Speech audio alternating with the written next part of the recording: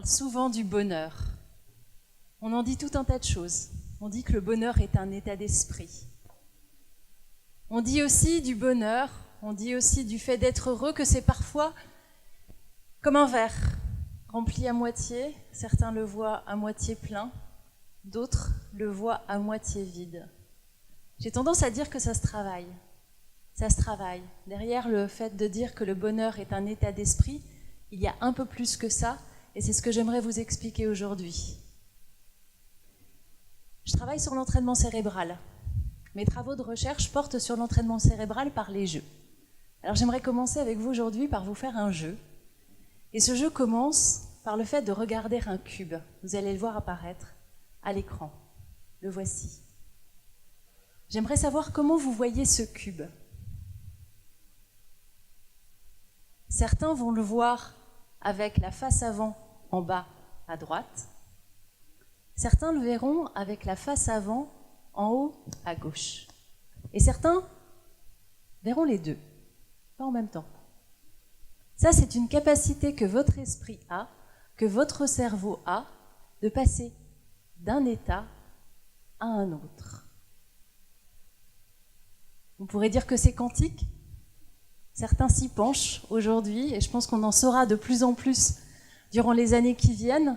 On peut déjà dire qu'en faisant cette expérience-là, si vous arrivez à voir les deux états du cube, vous faites déjà preuve de flexibilité. La flexibilité, c'est une capacité qu'a votre cerveau. Et vous pouvez la travailler. Si vous vous efforcez de regarder d'une seule manière le cube sans voir l'autre, à ce moment-là, vous essayez de bloquer une vision. Ce blocage, on appelle ça l'inhibition, on essaye d'inhiber ce que l'on voit, une partie de ce que l'on voit, c'est une autre capacité qu'a votre cerveau.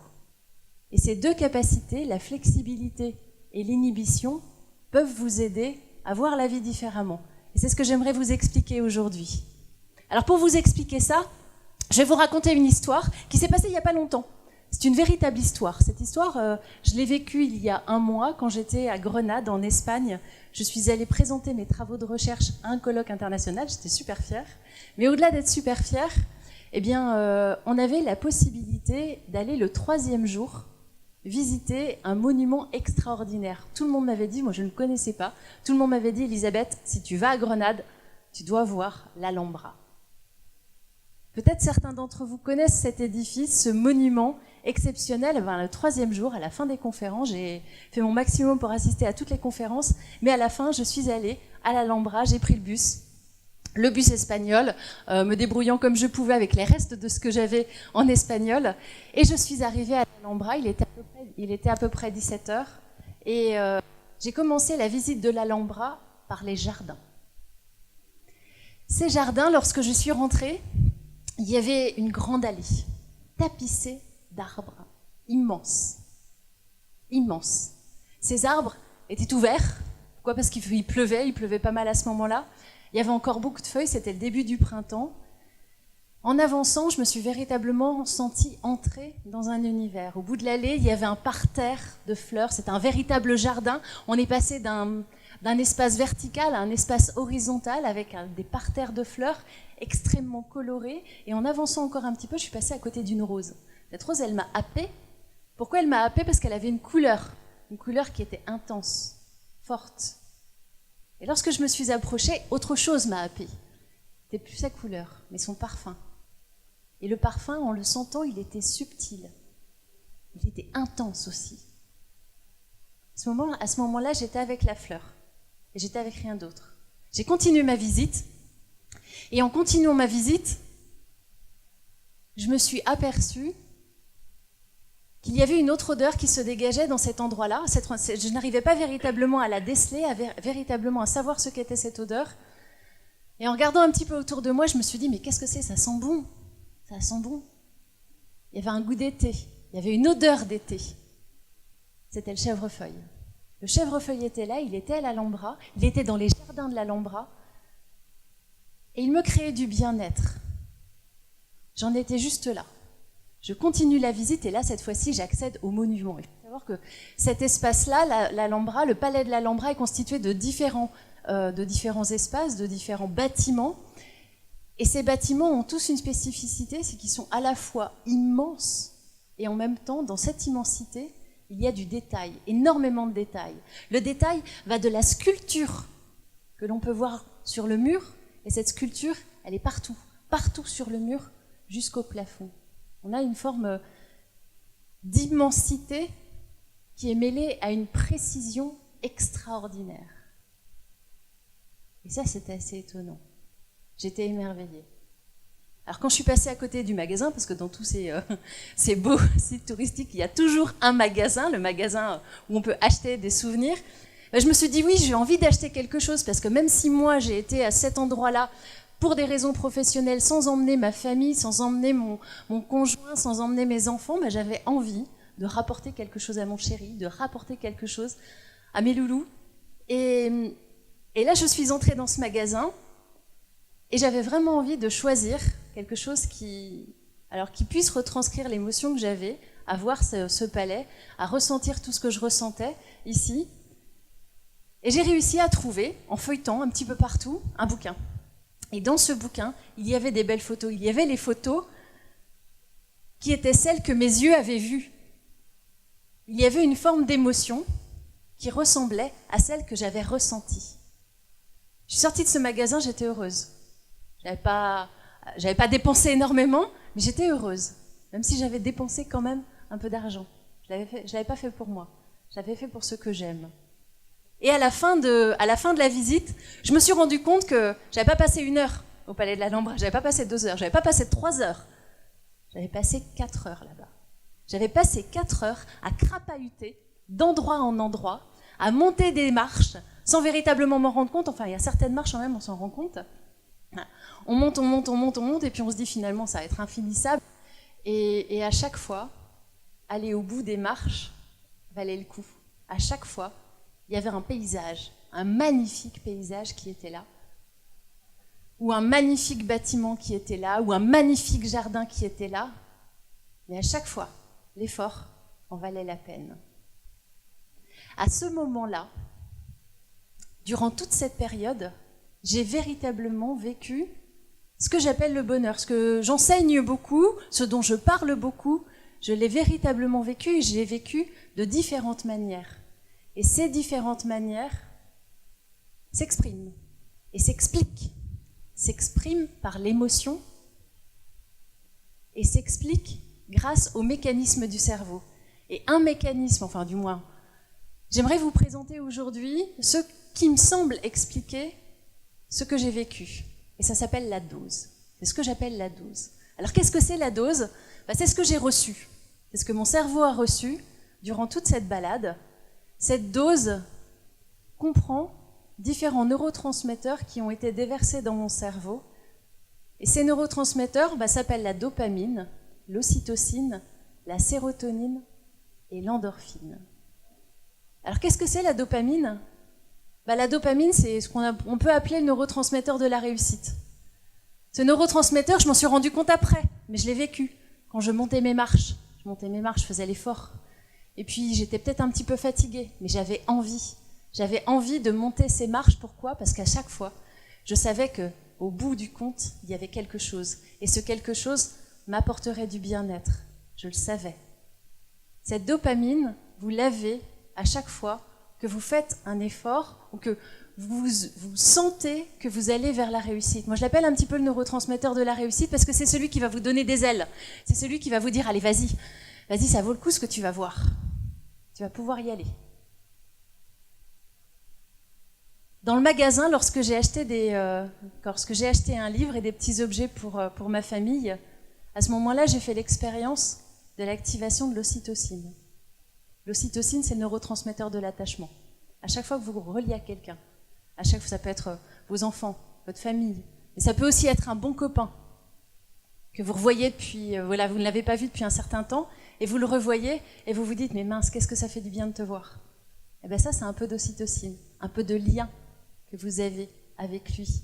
Quand j'étais dans ce magasin, il n'était pas là, ma famille n'était pas là, mais j'étais en lien avec eux. Pourquoi ? Parce que je pensais à eux. Pourquoi ? Parce que j'étais avec eux. À ce moment-là, j'étais là, mais ils étaient là aussi. Ils étaient en moi. La sérotonine, c'est quand j'ai réalisé qu'à la fin de tout mon périple, j'avais bien coché toutes les cases. Je suis allée voir tous les éléments de l'Alhambra que j'avais voulu aller voir. J'étais contente de moi. J'étais fière de moi. J'avais pas perdu mon temps. J'avais fait les choses, j'avais suivi, j'étais pleinement présente, j'étais fière, j'étais satisfaite. C'était un peu de sérotonine. Et enfin, l'endorphine. L'endorphine, vous le savez, c'est les sportifs connaissent particulièrement ce neurotransmetteur. C'est le neurotransmetteur qui porte très bien son nom d'ailleurs. Il endort la douleur. En fait, il agit par contraste. Vous êtes fatigué, mais vous avez quand même envie de continuer. Et puis à un moment, vous êtes fatigué et vous ne l'êtes plus. Et vous ne l'êtes plus. Pourquoi ? Parce que votre corps sait très bien gérer l'effort et vous permet de pouvoir continuer tout en ayant un petit peu moins mal. Et à ce moment-là, vous sentez un petit peu de bien-être. C'est l'endorphine qui va vous le donner. Alors, au-delà de ça, cette dose-là, ces 4 neurotransmetteurs qui sont là. Alors, ils agissent de plein d'autres manières, mais ils agissent aussi pour votre bien-être de ces manières-là.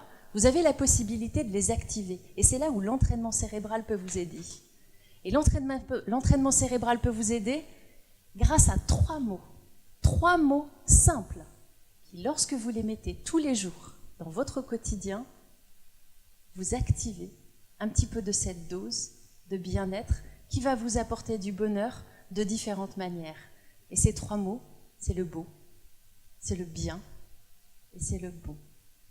3 mots, c'est simple, c'est simple. Alors qu'est-ce que c'est le beau ? Le beau, c'est savoir s'émerveiller. Le beau, c'est savoir s'émerveiller. Lorsque j'étais avec cette fleur, que je l'ai sentie, que je l'ai vue, j'ai eu une forme d'émerveillement. Cette forme d'émerveillement dans mon corps, qu'est-ce que ça a fait ?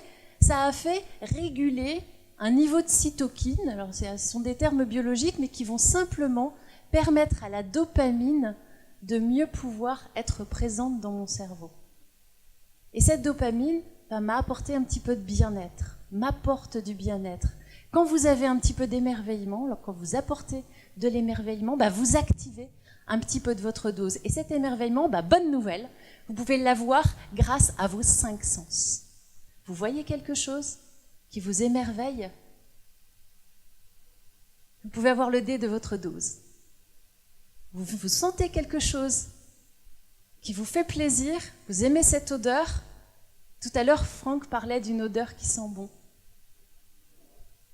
Vous aimez cette odeur, vous avez le dé de votre dose.